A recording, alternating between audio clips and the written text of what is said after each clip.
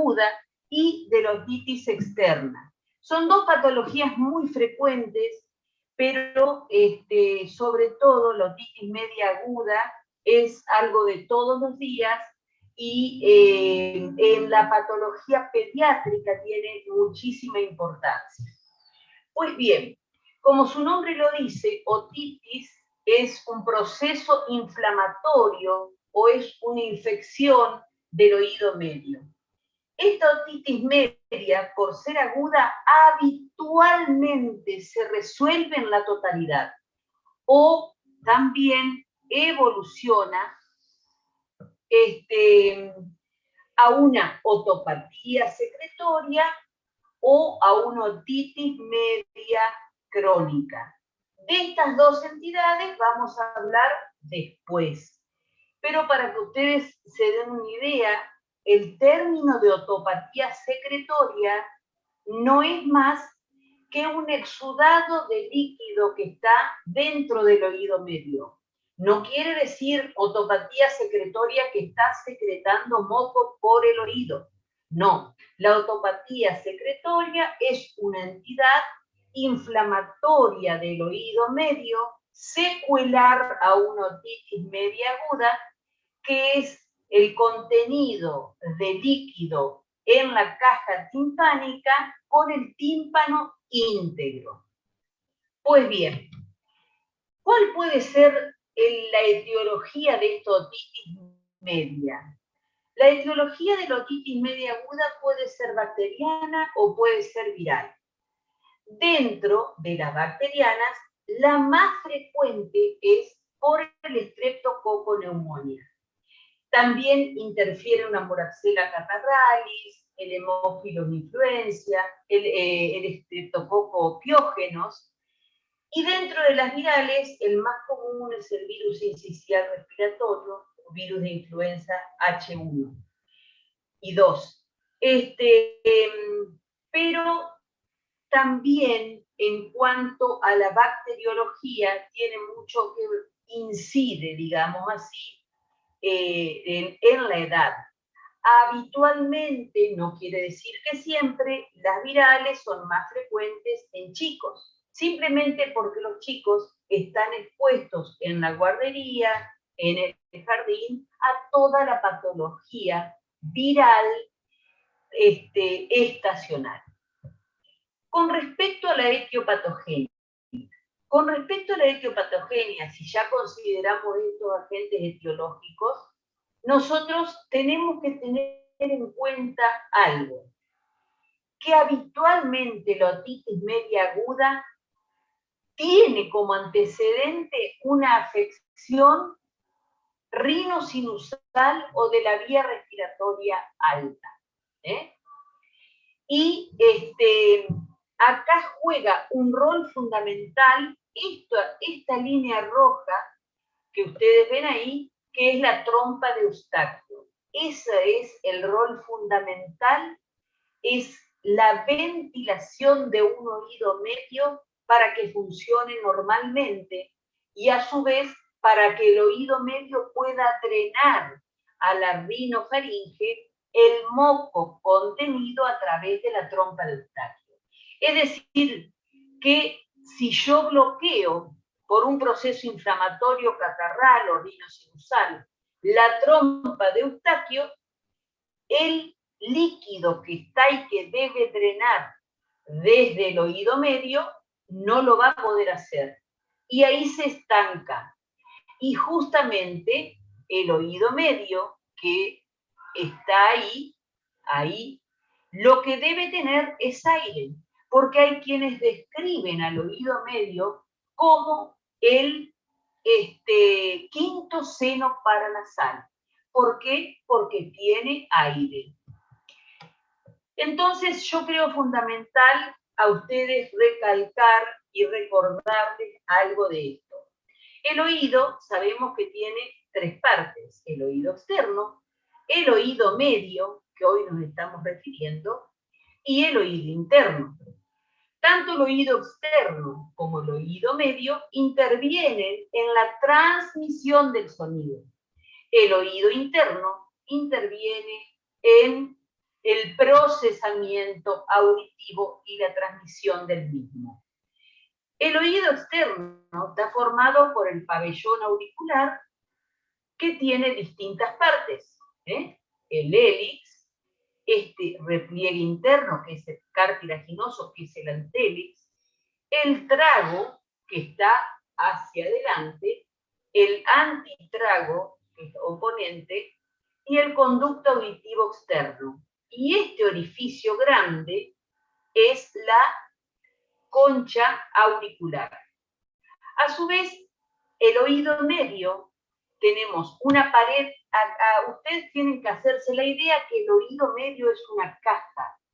Como toda caja, tiene distintas paredes. Tiene una pared externa, que si yo me paro, sería aquella pared, que es la membrana del tímpano.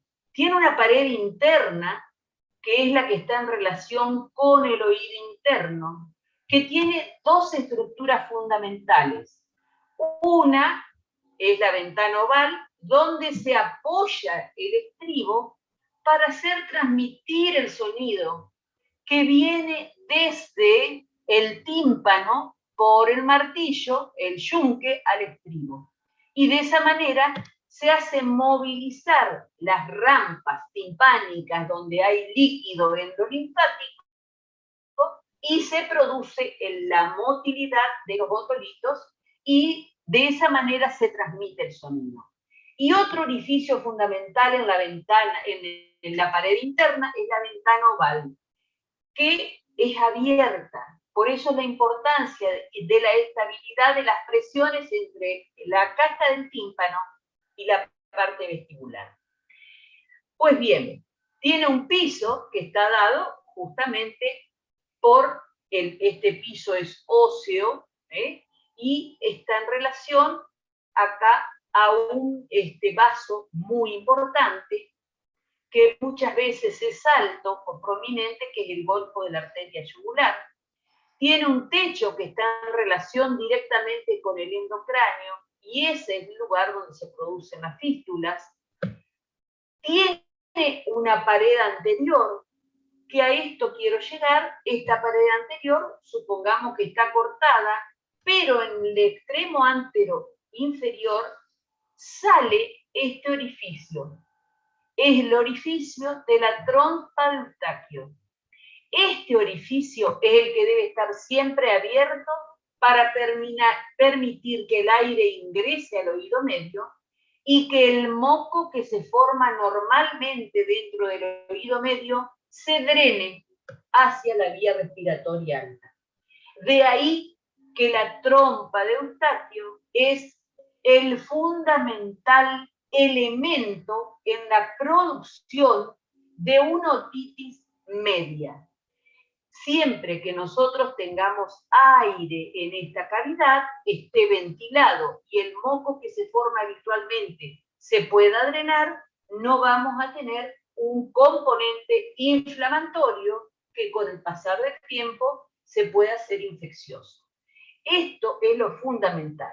Y después, acá no se ve, pero tiene una pared posterior del tímpano, la caja timpánica.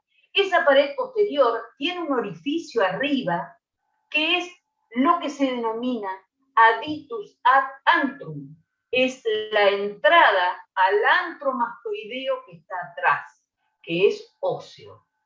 Entonces, después vamos a ver en una otitis media crónica que ese lugar es fundamental para la proyección de algunas afecciones de oído medio crónicas.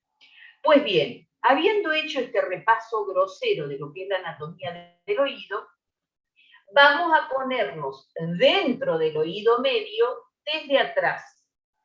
Entonces, acá ven el estribo, esta ventana oval es la que esta platina del estribo, es la que se apoya en la ventana oval que les mencioné, que forma la relación directa con las rampas timpanales. Esto que ustedes ven acá es la membrana del tímpano. Este es el martillo, es importantísimo porque fíjense dónde se apoya, sobre el tímpano, haciendo como el techo de una carpa de circo, y esto a nosotros, esto permite que tenga una luminosidad este triángulo en la membrana del tímpano cuando ustedes ponen un otoscopio. Quiere decir que acá atrás no hay líquido, por lo tanto, el tímpano está normalmente sostenido por el martillo. Si esto estuviera con una perforación o estuviera ocupado, este tímpano va a estar empujado, abombado, y es lo que ustedes ven después con el otoscopio. Esto es lo que yo les decía, el receso epitimpánico, que después ahí está la ditus adastrum, que hacia atrás se va a la mastoides. Estos son ligamentos maleolares, que es el que une al martillo hacia la pared, el del yunque, que une al yunque hacia la pared, porque a su vez entre ellos están articulados por sus distintas caras articulares, formando así las articulaciones estapedio-vestibular de la platina con el vestíbulo a través de la ventana oval. La incudo, que es la de el yunque estapedial, a través del yunque con el estribo, y después la articulación del martillo con el estribo, que es la incudo maleolar. Entonces, esto que ustedes ven acá, que se va, como les dije, hacia abajo y adelante, es la trompa de Eustaquio. La trompa de Eustaquio, como ven en esta porción, está recubierta por hueso. Pero una vez que sale, está recubierta, tiene una estructura cartilaginosa que está rodeada por distintos músculos. Y fíjense que hay músculos que a su vez tienen una función fundamental, que son externos, que son los músculos periestafilinos, es decir, que envuelven a la trompa de Eustaquio. Incluso algunos se llegan a insertar en la rama ascendente del maxilar, en la cara interna. Por eso es la importancia de la motilidad mandibular en algunos procesos en los que hay líquido en el oído medio. Bien, esta trompa de Eustaquio, que es tan importante, tiene una diferencia. Por eso es la predisposición, que en los chicos hay mayor predisposición a la otitis media que en los adultos. En los chicos, la trompa de Eustaquio, si ustedes miran, es más horizontal y es más corta. ¿Tá? Al ser más horizontal y más cortita, si yo a un chico le doy la mamadera acostado, lo que hace es la predisposición a que ese chico drene algún resto de su líquido hacia el oído medio. De ahí la fundamental importancia que ustedes tienen a partir de hoy de sugerir a sus amigos, familiares con chicos, que no le den de mamar ni de tomar líquidos acostados al bebé, porque son esos chicos que el día de mañana predisponen a hacer otitis medias.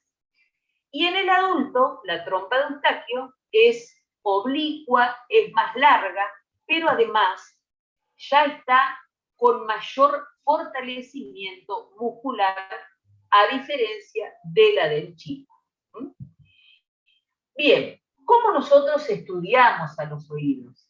Nosotros a los oídos primero lo que hacemos es una otoscopía y una otomicroscopía, que ya lo vieron en la clase anterior.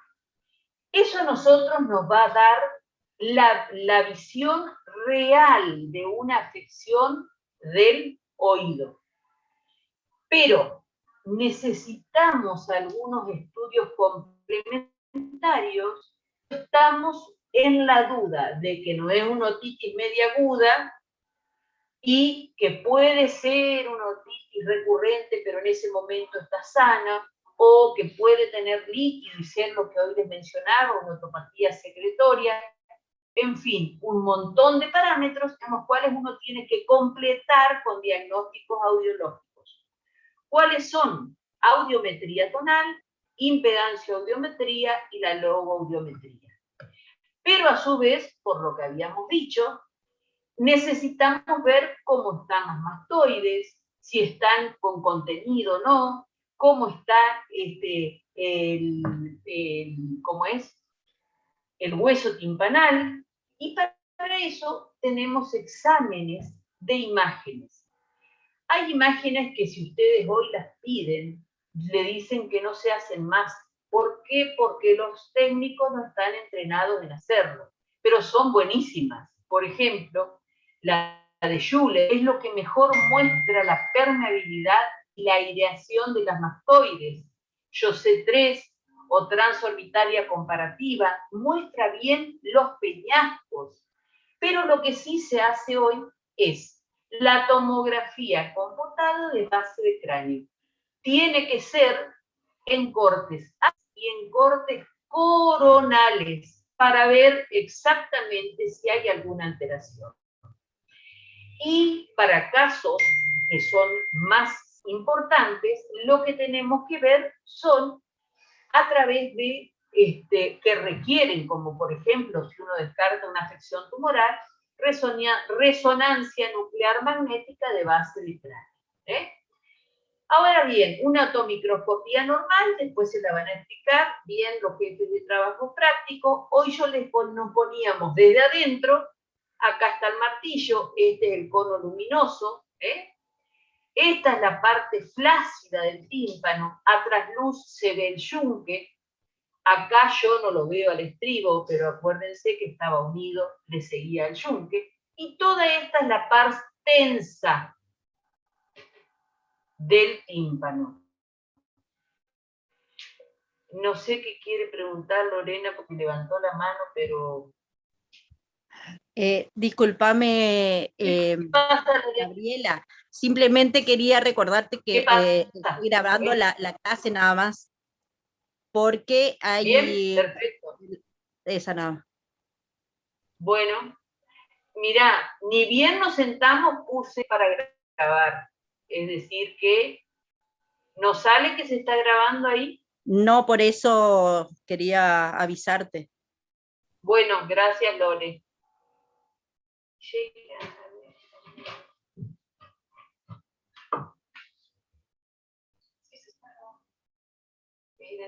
No, esa es la captura de pantalla. Pero yo impuse, che. No, acá son...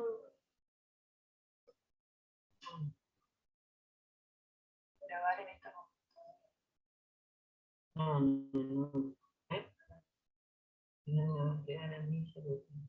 Perfecto. Bueno, gracias, Lore. Entonces, eso sería un poco la otomicroscopía, o si no tienen un otomicroscopio, la otoscopía normal. Bien. Ahora esto se colgó. Qué bien. Esto es un poco lo que yo les decía, la audiometría tonal, después lo vamos a ver bien. Lo rojo es el oído derecho, lo azul es el oído izquierdo. En este caso, lo azul estaría dentro de lo que es normal, en una misma línea, que coincide, si ustedes miran acá, con este audiograma casero, con la audición que está dentro del rango de la normalidad para este tipo de sonidos. Si ustedes ven esta diferencia como en el oído derecho gap óseo aéreo, quiere decir que la vía ósea, que es la que forma parte del oído, de lo que transmitiría el oído, la percepción, digamos, está normal. Sin embargo, lo que transmite la parte de la conducción está ocupada. Habitualmente se ocupa por líquido. Cuando hay esta diferencia óseo-aérea o gap, quiere decir que hay una afección en la conducción del sonido. Ahora bien, si los dos rojos estuvieran bajos, no hay esa diferencia óseo-aérea que puede ser producida por líquido, por ejemplo, o por una fijación. Si esto está acá abajo, estaríamos en la presencia de una hipoacusia de percepción. La impedanciometría, si nosotros tenemos el tímpano, da presiones y el tímpano responde. Y ahí nos da esta curva, con un tímpano normal. Si tenemos moco adentro, la curva es plana. Si tenemos obstruida la trompa, la curva se antecede, ¿tá? Y si está fija la platina del estribo, la curva es más baja porque le cuesta moverse, pero si nosotros tenemos una discontinuidad, como se ve acá de la cadena osicular, uno le da presiones, el tímpano no responde, por eso queda abierta, como se nota acá arriba. ¿Estamos? Ahí. Ahí en blanco el cursor. Muy bien. Y la logodiometría se le da palabras, esto es lo que hace es evaluar la legibilidad de la palabra, pero no se utiliza tanto para las hipoacusias conductivas, sino más bien para las perceptivas. La acumetría es con el diapasón, que después se los van a mostrar. Hay distintas pruebas de Weber, Rine, de Schroeder y la de Bill-Fidelisen para el tema de la autoesclerosis. La de Weber si se lateraliza hacia un lado, la de Rine si es anterior, que es normal, que escuche mejor por la vía aérea, es positiva. Todo eso ustedes lo van a ver en la parte práctica. Ahora bien, ¿cuáles son los síntomas de la otitis media? Los síntomas de la otitis media, como estuvimos hablando recién, digamos que etiopatogenia, se obstruye la trompa, el moco se acumula. Por lo tanto, es esto lo que queda contenido en el oído medio. La presencia de mucosidad en el oído medio por la obstrucción tubárica. Como ustedes hoy entiendan eso que es la fisiopatología de la otitis media aguda, tienen ganada la clase. Es más frecuente en chicos, dijimos, porque es más horizontal, y el tímpano se lo ve abombado porque hay contenido adentro que está haciendo presión. ¿Cuáles son las fases de la otitis media? Tiene distintas fases. La primera fase de congestión generalizada, ¿ven? Está congestionado, generalizada, vasos radiados, hiperémica. La segunda fase, hay un contenido líquido transudado que está dentro del tímpano, lógico. Después, si no se resuelve, esto se abomba, porque digamos que van haciendo un caldo de cultivo ahí adentro y queda un exudado de la membrana del tímpano. Pero después, espontáneamente, al estar a tensión este tímpano, se supura, se rompe y drena. Si es una otitis media aguda, primera, lo que se pospone a esta supuración espontánea del oído es una restitución íntegra del tímpano. Por eso se dice restitución ad integrum.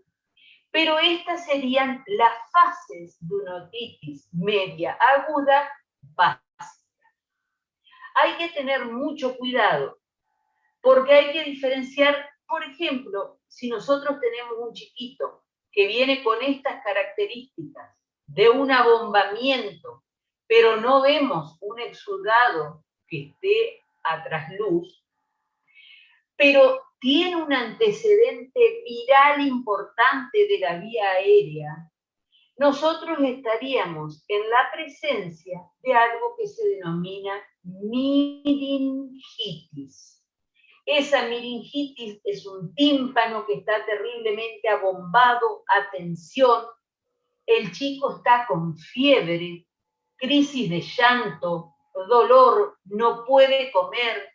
En esa situación, si ustedes a ese chiquito no le ponen ni siquiera un anestésico, pero tienen que tener la certeza de que con un miringótomo, con el microscopio, punzan, en ese determinado momento sale un líquido, el nene deja de llorar y se comienza a su vida normal con la solución de ese cuadro que le estaba mortificando no solo al niño, sino a todo el entorno familiar.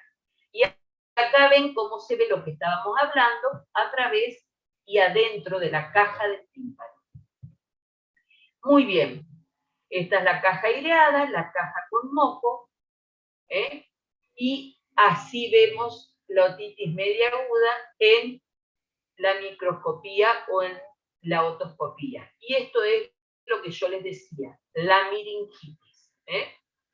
Acá tienen otra imagen, yo hago mucho hincapié porque lo que tiene que quedar claro es que la trompa de Eustaquio es la vedette de la otitis media. Siempre que la trompa funcione, el oído va a airearse y va a drenar, y de esa manera funciona bien. ¿Cuánto quiero decir?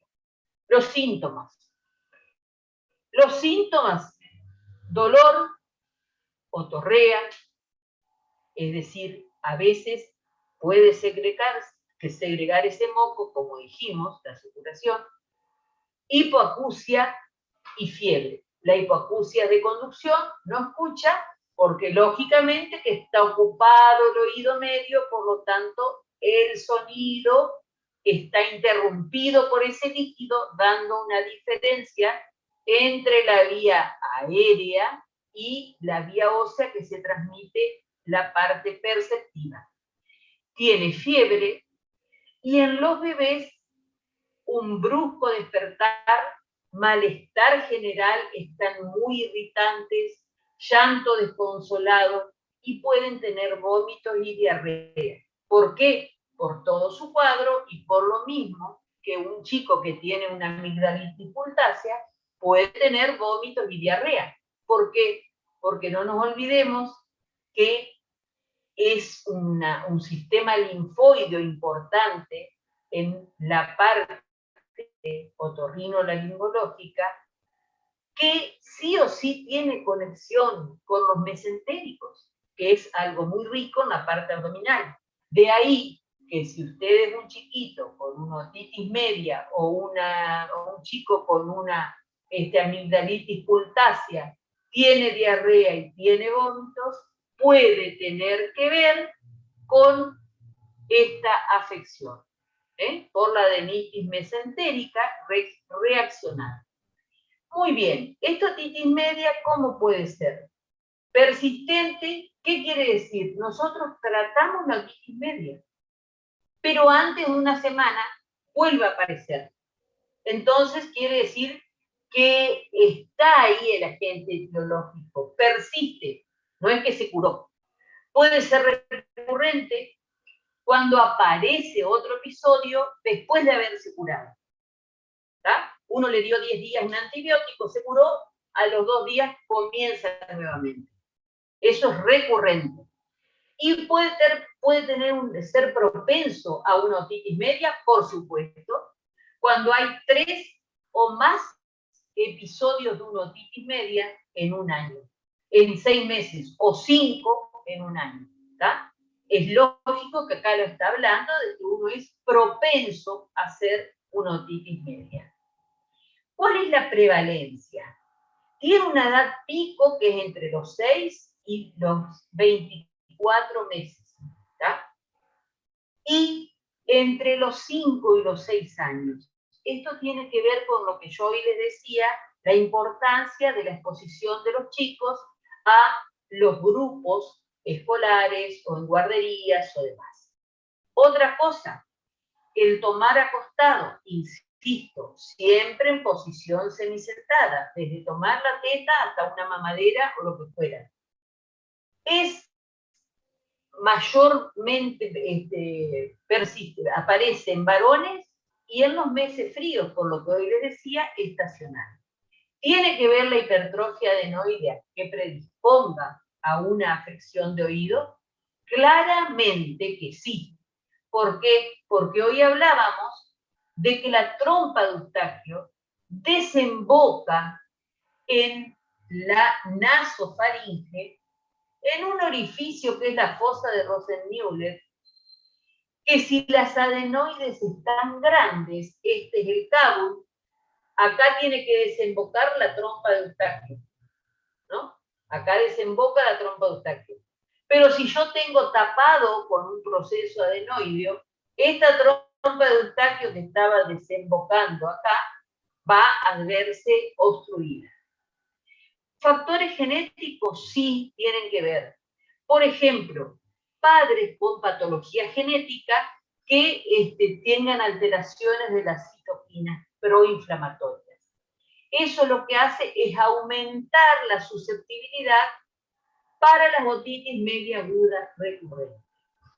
Yo creo que siempre hemos conocido de las citoquinas, pero con esto del COVID sabemos cuál es la importancia de las citoquinas con su liberación a la vía respiratoria y al sistema, a nuestro organismo en general.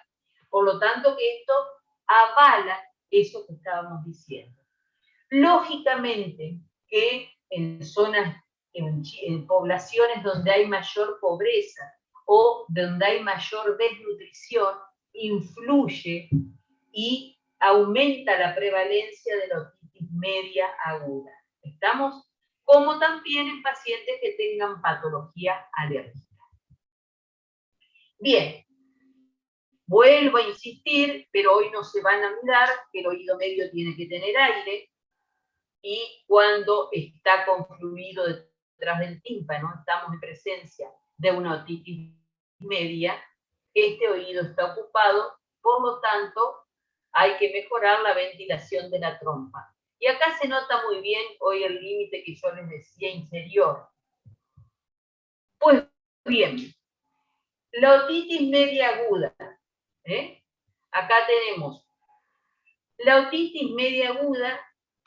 Cuando nosotros decimos que está con una meningitis, es cuando vemos esta característica. Que el tímpano está muy tenso, está congestivo, y la sintomatología del paciente es un dolor intenso, está muy irritable, está febril. Ustedes van a ver que grita, se agarra la oreja. Realmente es característico y tiene un antecedente de una afección viral de la vía respiratoria. Esto es el caso cuando yo les digo que nosotros con un miringótomo, que es algo triangular, punzamos ahí, que después vamos a ver en un video, y drena espontáneamente, calmando la sintomatología. Bien, ¿cómo es el tratamiento de esta otitis media? El tratamiento, nosotros tenemos que ir contra el proceso inflamatorio, contra el proceso infeccioso, contra el dolor, sacar si podemos o si hay moco ahí. Entonces, para eso tenemos que actuar. Contra el proceso edematoso infeccioso, acordémonos que es un muco periófilo que está rodeando a toda la caja del tímpano, que en todas sus paredes tiene un componente óseo, excepto en la externa que está la membrana del tímpano. Entonces hay que sacar ese edema. Para eso, ¿qué le damos? Corticoides. ¿Cuál es el utilizado por los otorrinos para esta afección? Betametasona. Puede ser intramuscular o vía oral. Con respecto a los antibióticos, amoxicilina o amoxiclavulánico y ceftriaxona. Con respecto a los analgésicos, puede ser paracetamol, pueden ser algunos antiinflamatorios cuando el paciente no puede usar corticoides, como ser el ibuprofeno, el diclofenac. Si hay secreción, drenar, si hay otorrea, y si vemos el cuadro grave, como les comenté hoy, hacer la timpanocentesis o miringotomía. Hay una técnica que prácticamente no se usa, que es la de Galfer. ¿Qué es lo que hace esto? Hay que tener mucha capacidad y saber hacerla. No se hace, de hecho, porque no lo hacemos habitualmente. Y es prolongar al maxilar inferior, de tal manera que el periustatilino que se inserta en la cara interna de la rama ascendente, en esa rama, se elongue. Y de esa manera la trompa de Eustaquio se abre y permite drenar. Muy bien. Vamos a ver puntualmente entonces el tratamiento.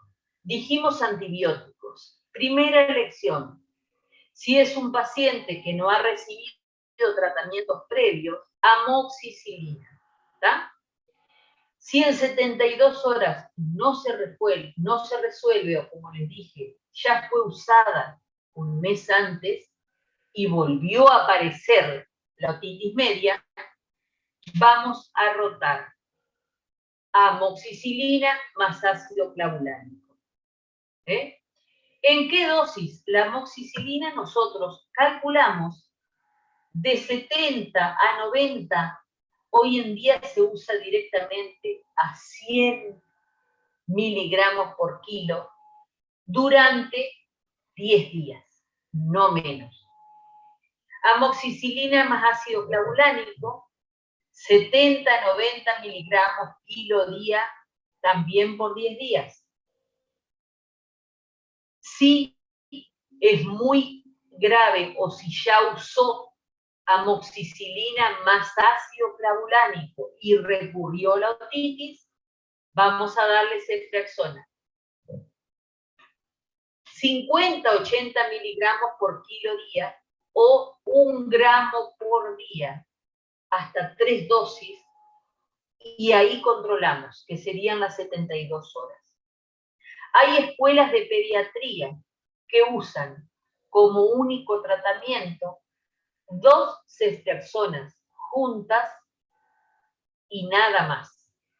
Nosotros no usamos, pero porque no tenemos experiencia en buenos resultados con ese tratamiento. No es que no estamos de acuerdo. Y otro tratamiento que se utiliza si el paciente ya usó amoxicilina más ácido clavulánico, es alérgico a la ceftriaxona, claritromicina. La claritromicina 70 miligramos por kilo día. Y eso lo usamos aproximadamente 8 días mínimo. Después se la puede usar como prevención para la patología recurrente otorrinolaringológica muchísimo más tiempo. Pero hoy nos dedicamos a esto. Suponiendo que el paciente usó amoxicilina más ácido clavulánico más ceftriaxona y no puede usar ningún macrólido. Y bueno, tenemos que recurrir a la trimetoprima sulfametoxazol. Buenos resultados, muy buenos resultados. Pues bien, siempre recordar, lo más habitual es esto, amoxicilina más ácido clavulánico, 10 días. Con respecto a los antiinflamatorios, dijimos corticoides, betametasona es el que nosotros usamos. Dentro de la betametasona usamos la dosis de administración intramuscular, que realmente es lo efectivo cuando los síntomas son muy molestos, se los da como única dosis, 2 mililitros inyectable intramuscular. O si no, si son chiquitos, se les da para que tomen vía oral 1 gota por kilo de peso por día. Eso, el kilo de peso que se utiliza el día es para sacar el kilo. Pero nosotros se lo vamos a repetir primeramente según la necesidad, 3 tomas durante 2 días, 2 tomas 2 días siguientes, 1 toma 2 días siguientes más para ir bajando en dosis decreciente. Depende el caso. Lo que ustedes tienen que saber es qué usamos. Suponiendo que el paciente, ustedes necesitan que ya actúe, usen dexametasona, lógicamente, 8 miligramos intramuscular, única dosis, y después continúan vía oral con la betametasona, que puede ser meprednisona, cualquiera de ellos. O también dexametasona vía oral. Pero la dosis de ataque para sacar el edema es fundamental. Y en los niños, como les dije, una gota de kilo, una gota por kilo de peso al día. ¿Qué otra cosa le damos? Puede ser que con todo esto no disminuyamos el dolor. Entonces, lo que hacemos es darle paracetamol o, como dijimos, ibuprofeno o alguno de esos. Bien, vamos a ir a un algoritmo. Dijimos que tenemos el diagnóstico de la otitis media, podemos directamente amoxicilina más ácido clavulánico u observar. Nosotros directamente lo tratamos cuando tenemos el diagnóstico. Control 48 a 72 horas, si tiene una buena evolución, continúa con la amoxiclavulánico, pero si no, disculpen, con la amoxicilina, pero si no, la amoxiclavulánico, o los macrólidos, como dijimos, o las cefalosporinas, como dijimos. Suponiendo que además de esto fracasen en ambos casos, hacemos lo que les dije, tímpanocentesis y le damos ceftriaxona, ¿está? Y si fracasa con amoxicilina, en este caso que estaba evolucionando bien sin antibióticos, vamos a darle el ácido clavulánico. Y si fracasa con eso, vamos a hacer la tímpanocentesis para permitir solucionar el problema. Muy bien. Esto, vuelvo a insistir, en esta foto que les mostré, acá es donde se hace la perforación y drena espontáneamente. En una otitis media aguda no necesitamos dejar este tubo transtimpánico. Solo los mostré para que vean cómo drena. ¿Tá? En una otitis media aguda, recordemos que queda una fase última, que es la de restitución ad integrum. Este tubo se coloca cuando hay una otitis secretoria. Bien, a ver si podemos. Vamos, no me digan que no se puede, mira. Bueno. Esto era para mostrarles una, pero no se puede abrir. Cómo se hace una miringotomía y cómo drena. ¿Cuáles son los diagnósticos diferenciales? Dolor, hipoacusia, acúfenos, malestar, abombamiento. Los bebés, digamos, acordémonos que lloran mucho, están muy irritables. Como dijimos, síndrome febril, vómitos. La otitis media secretoria. Esto es lo que yo les hablaba. Van a ver líquido transtimpánico por un tímpano íntegro y ven estas burbujas de aire. ¿Tá? Y el líquido no tiene un color purulento, sino es este color citrino. La otitis media secretoria, ven cómo se distingue claramente las burbujas de aire. Sin embargo, en una otitis crónica simple, no hay tímpano. Fíjense la diferencia que hay entre este que tiene burbujas en el oído y esto que tiene un tímpano perforado. Otro diagnóstico diferencial, tímpanoesclerosis. Esto no es contenido líquido atrás, es esclerosis a nivel de la membrana timpánica. Muchas veces se descubre de hallazgo casual y lo único que da es una hipoacusia conductiva, que si pasa y afecta más hacia el oído interno, se hace perceptible. La otitis media crónica, un colegiatoma del conducto, otro diagnóstico diferencial, y la otitis media aguda que no resuelve puede evolucionar a una mastoiditis o a una trombosis del seno lateral o a una otitis media crónica simple, como la que mostramos. ¿Tá? Entonces, estas son las evoluciones si no se resuelve una otitis media. Pero para que se produzcan las dos primeras, el huésped tiene que tener una alteración que sea la que predispone a esta afección. Si tiene un buen nivel de defensa, no tiene ninguna patología previa, puede evolucionar como mal a una otitis media crónica simple. Esto es la mastoiditis, separa el pabellón auricular, acá está la mastoides, da mucho dolor y esta imagen. Esta está la mastoides ocupada por secreciones, y ahí se ve cómo se lo ve abombado. Esta es la otitis media crónica simple, la otra complicación. Esta es la tomografía que les mostraba. Tomografía computada de base de cráneo. La mastoides derecha está bien aireada y acá ven la mastoides izquierda llena de un contenido mucoso, por lo cual la coloración es más grisácea. Acá ven otro corte, claramente se ve el martillo en el adictus adantrum, la membrana del tímpano. Acá se ve la membrana del tímpano rota, y este mastoides que acá está ideado, acá se lo ve velado. Muy bien, la idea es que ustedes escuchen a los pacientes como ustedes mismos desean ser escuchados.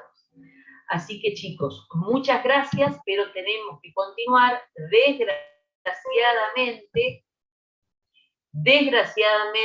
con otro tema, que es la otitis externa. Doc, ¿le puedo hacer una pregunta? ¿Sí? ¿Por qué por qué están contraindicados los descongestivos y los antihistamínicos? Perfecto. Bueno, porque me lo olvidé. Los descongestivos y los antihistamínicos no están sugeridos en la otitis media porque tienen un efecto contralateral que es justamente que producen una sequedad de las mucosas. Por eso ustedes verán que un paciente que tiene una rinorrea y esa rinorrea acuosa toma un descongestivo o toma un antihistamínico y ante esa sintomatología lo que produce es una sequedad en las mucosas. Nosotros lo que necesitamos en este oído medio, como dijimos, es que esté fluido, que ese moco fluya por la trompa, que esos cilios no se estanquen para que el moco se endurezca ahí adentro. Debe fluir. Por lo tanto, lo que nosotros necesitamos es que haya mucha movilidad dentro del oído medio. Es más, no solo están contraindicados los antihistamínicos o los descongestivos, por eso que te acabo de explicar, sino que muchas veces se sugieren algunos mucolíticos. Hoy hay trabajos que hablan de la N-acetilcisteína que se la dan en otitis medias secretorias recurrente, donde veíamos esos líquidos con burbujas y demás, durante 2 meses, acompañados de un macrólido como la claritromicina, a dosis subinhibitorias mínimas. ¿Qué quiere decir eso? Yo tengo un paciente que me hace una otitis media aguda recurrente, que no se la podemos sacar por nada, que probó un montón de tratamientos, pero no justifica una punción porque está sano de repente. Entonces yo lo que tengo que hacer es utilizar a la claritromicina, no en dosis inhibitorias de 1 gramo por día durante 8 a 14 días, sino en dosis que sean subinhibitorias a la bacteria. Esas dosis subinhibitorias que nosotros tomamos son, por ejemplo, claritromicina, 500 miligramos, pero de la común, no de liberación prolongada, porque hay otra que es de liberación prolongada, y se la damos durante hasta 2 meses, acompañados de la N-acetilcisteína como antioxidante respiratorio. Y a eso lo acompañamos nasal de xilitol. El xilitol es lo que ustedes verán que tienen los chicles light. el xilitol lo que hace es un antiadherente a las bacterias. Entonces, hay un spray que tiene ese xilitol, que es, en realidad, el spray se llama Xilisol, pero el antiadherente es el xilitol. Ustedes lo van a ver en los folletos de chicles. Esos componentes lo que hacen es la movilidad permanente y que no permita adherirse al moco. Por lo tanto, que no pueda proliferar cualquier agente de los etiológicos que mencionamos. Por eso es que está contraindicado el tema de los antihistamínicos y de los descongestivos, porque producen sequedad de la mucosa. ¿Quedó clarito? Doctora, disculpe, yo tengo una duda. Yo tenía entendido, quizás me equivoco, que los descongestivos hacían más fluidos los, digamos. Hay descongestivos, la acción de los descongestivos, como ser, por ejemplo, la clorfeniramina, la dexclorfeniramina, la oximetazolina, lo que hacen es actuar sobre la capa media de los capilares que cubren, por ejemplo, la mucosa nasal. La mucosa nasal es un colchón de vasos sanguíneos. Lo que hacen estos descongestivos es actuar sobre esa capa media, produciendo que ese colchón de vasos se afine. Al afinarse es que permiten recircular y vuelven a la normalidad. Pero los antihistamínicos producen sequedad de la mucosa.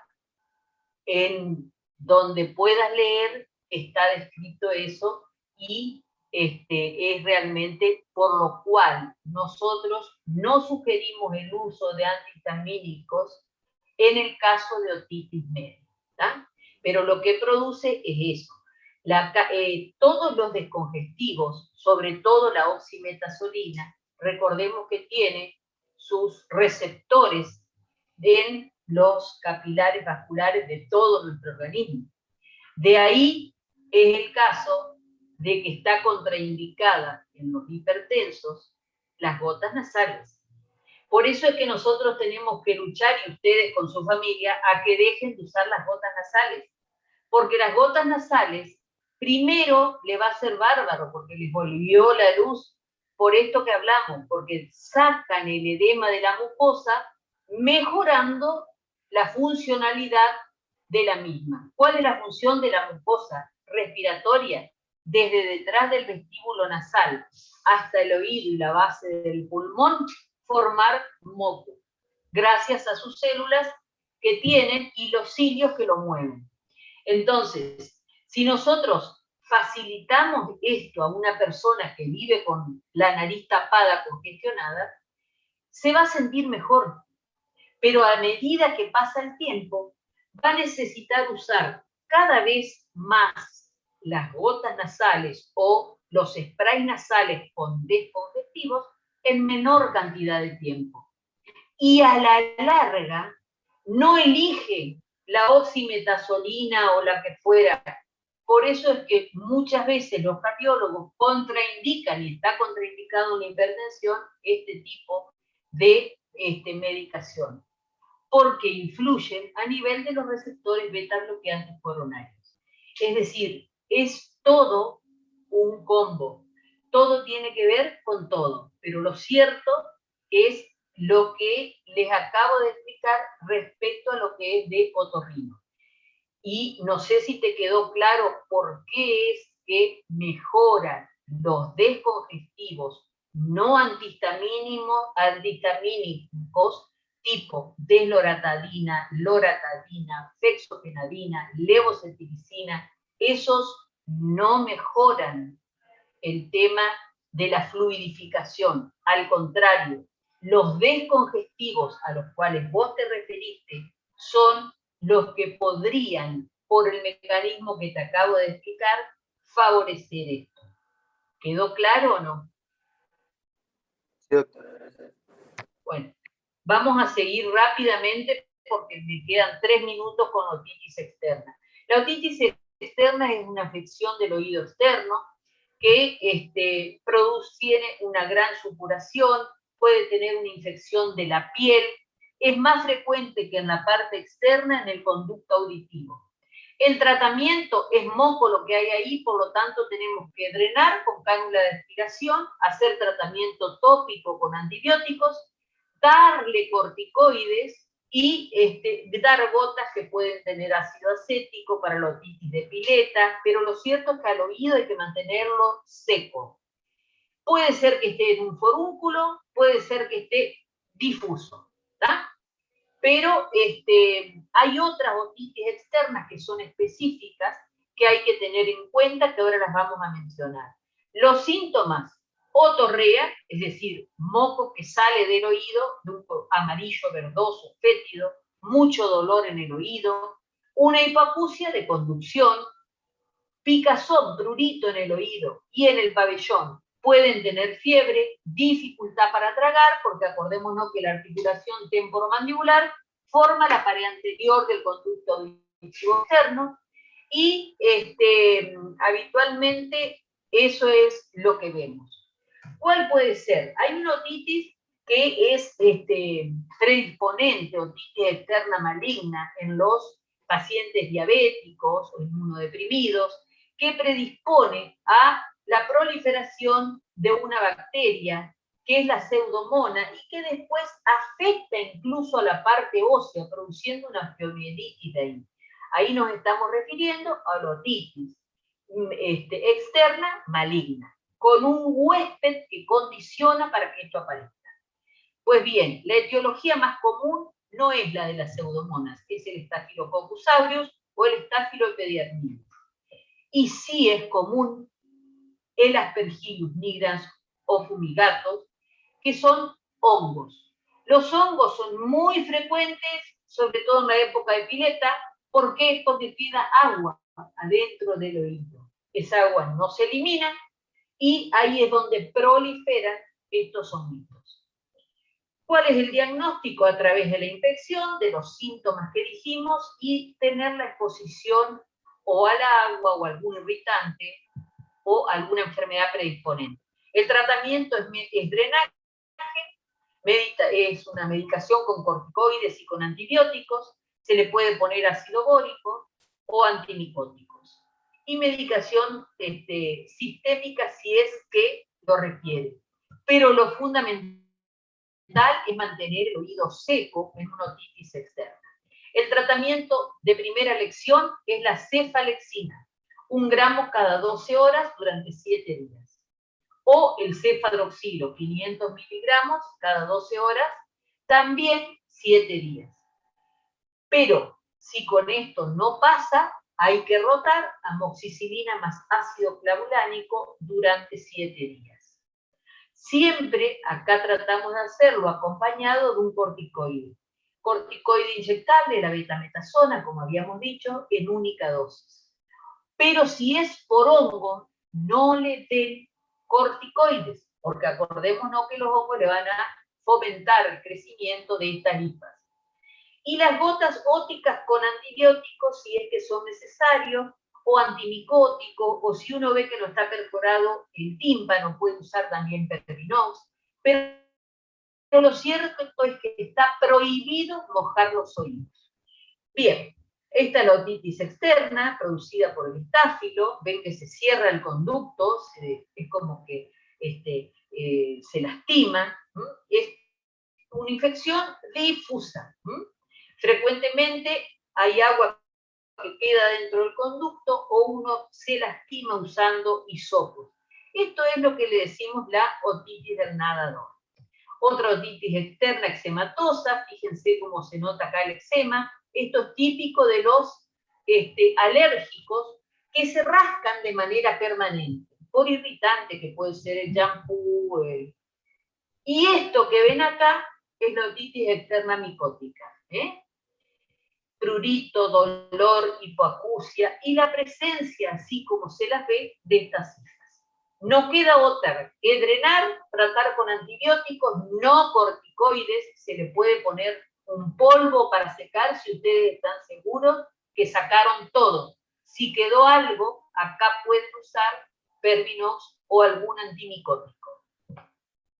La otitis externa maligna, como les dije, fíjense cómo explaya ya el conducto auditivo, va todo el pabellón, y produce una osteomielitis del temporal. Generalmente estas personas que tienen antecedentes inmunológicos, como ser, por ejemplo, pacientes que son inmunodeprimidos o pacientes diabéticos. Acá ven esto que es un granuloma del conducto, que se lo ve en la tomografía cómo se obstruye totalmente el conducto por esta otitis externa maligna. Disculpen, otitis externa maligna que tiene solución, ojo, no es oncológica, se la denomina así por su afección osteomielítica, no porque sea maligna histológicamente, que quede claro. La dermatitis de conducto, como dijimos hoy, típico de los pacientes con eczema, psoriasis, dermatitis seborreica, o por irritantes como el shampoo, spray o tinturas. El forúnculo localizado, miren cómo se nota bien. Muchas veces no se nota el forúnculo, se nota una otitis generalizada y después que se puso el corticoide queda el forúnculo. Pero hay que diferenciar de esto, ojo, que es lo que hoy le mostré, que es una meningitis bullosa. Así que bueno, haciendo un resumen hasta acá de lo que era la otitis externa, yo, si tienen alguna pregunta, si no se las pueden hacer a sus jefes de trabajo práctico para no sacarle tiempo, los despido hasta el próximo martes. Va a estar el doctor José Gastón hablando de vestibular y de algún tipo de hipoacusias, y nosotros nos vemos luego. Así que chicos, si tienen alguna duda, estamos a disposición. Si no, nos vemos en 2 semanas. Muchísimas gracias por su tiempo, muchísimas gracias por su atención, y los dejo en manos de cada uno de sus tutores. Doctora, disculpe. Hasta luego. ¿Será que puede subir este Power de otitis externa al campus porque está solo el